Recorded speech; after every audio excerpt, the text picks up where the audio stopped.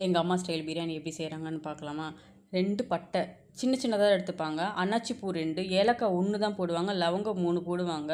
இது நிறைய ஸ்பைசஸ்லாம் எங்கள் அம்மா போட்டு நான் பார்த்ததே இல்லை. பச்சை மிளகா 4 போடுவாங்க.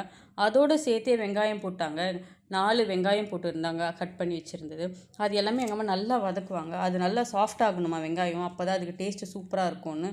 அது எல்லாமே வதக்கின அப்புறம் தான் புதினா போடுவாங்க. புதினா எவ்வளோ அளவு போடுறாங்களோ அதே அளவு தான் கொத்தமல்லியும் போடுவாங்க.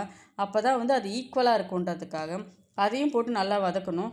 இஞ்சி பூண்டு பேஸ்ட்டு வந்து தேவைக்கு அளவு தான். ஒவ்வொருத்தருக்கு காரம் பிடிக்கும், ஒவ்வொருத்தருக்கு காரம் பிடிக்காது, அந்த ஸ்மெல் பிடிக்காது. அதுக்கேற்ற மாதிரி போட்டுக்கோங்க.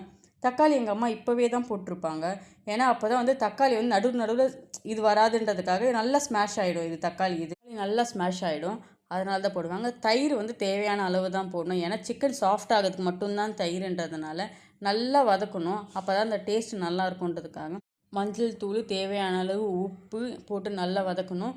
தேவையான அளவு தான் மிளகாய்த்தூள் போடுங்க. உங்கள் டேஸ்ட்டுக்கு ஏற்ற மாதிரி, காரத்துக்கு ஏற்ற மாதிரி மிளகாய்த்தூள், கொஞ்சமாக கரம் மசாலா, அந்த டேஸ்ட்டு சூப்பராக இருக்கிறதுக்கு, ஸ்மெல்லு நல்லா இருக்கிறதுக்கு நல்லா வதக்கின அப்புறமா தான் கறி போடணும். சிக்கன் போடுறாங்க எங்கள் அம்மா. ஒரு 1/2 கேஜி சிக்கன் போட்டிருப்பாங்க. அந்த சிக்கன் வந்து நல்லா வேகிறதுக்கு தான் நம்ம தயிரே போட்டிருக்கோம். சில லெமன்லாம் போடுவாங்க எங்கள் அம்மா. அதில் போட்டு நான் பார்த்ததே கிடையாது. ஆனால் எங்கள் அம்மா செய்கிற பிரியாணி மாதிரி இது வரைக்கும் எங்கேயுமே நான் சாப்பிட்டது கிடையாது. அவ்வளோ டேஸ்ட்டாக இருக்கும். தண்ணி தேவையான அளவு ஊற்றணும். ஏன்னா உங்களுக்கு ஏற்ற மாதிரி குவான்டிட்டி இருக்கிறதுனால தண்ணி அளவு கரெக்டாக சொல்ல முடியாது.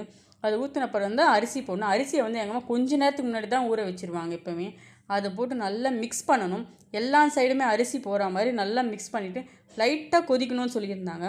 கொதிச்ச அப்புறமா இந்த கல்லை தூக்கி மேலே வச்சு டம் போடணும். அவ்வளோதான். பிரியாணி மாஸ்டர் நினைப்பு. இவரை செஞ்சது எங்கள் அம்மா. இவர் தட்டி தட்டி தான் இவர் தான் எடுப்பார் எப்போயுமே வழக்கமாக. எடுத்து பார்த்தா அவ்வளோ வாசனை, அவ்வளோ டேஸ்ட்டாக இருக்குது. கிரவுண்ட் ஃப்ளோர்லேருந்து வந்து சொல்லிகிட்டே போயிருந்தாங்க, எங்கள் அம்மா பிரியாணி வாசனை கீழே வரைக்கும் வருதுன்னு. அவ்வளோ டேஸ்ட்டாக இருந்தது, அவ்வளோ செம்மையாக இருந்தது.